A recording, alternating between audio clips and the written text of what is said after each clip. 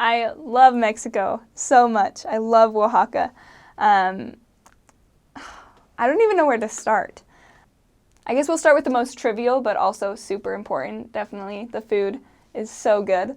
Like I mentioned before, they have a lot of cultural food. They have something called mole, which doesn't sound good because it's like chicken and then it's covered with this like spicy chocolate sauce. I know it sounds gross, but it's so good. And then they have tlayudas, which is something that's super common. And it's so good. It's good that it's common because you want to eat that as much as possible when you're down there because you can't get it in other places. So that's super good. Their candy is awesome. Their desserts, oh my goodness.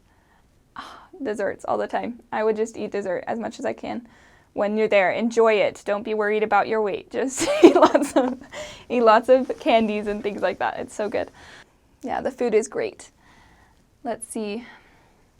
Other things that I love about Oaxaca are,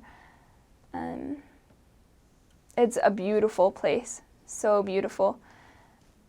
Super green, humid, more humid in some parts than others, but it's humid and it's gorgeous, lots of trees, lots of fruit.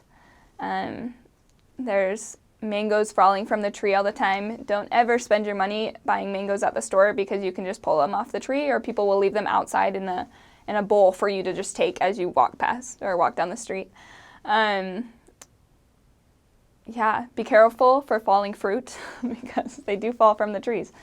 And let's see, the people there are just so loving and they all take care of each other. I think that's something that really impacted me, is that everybody takes care of everybody. If there's somebody who's struggling, then people find a way to help. If there's if somebody's sick, then everybody comes together to make sure that they're good. If you ever feel sick on your mission, for me it didn't happen very often, but when I did feel sick, then there was always the bishop there to make sure that I got a priesthood blessing, or there was the Relief Society president, they came over with a tea for me to drink or something like that. They are so loving and so caring, and they take care of their missionaries. And in a lack of a better term, there's a certain status that you have when you're a missionary. It doesn't matter what religion you're from. There's lots of missionaries from different religions there.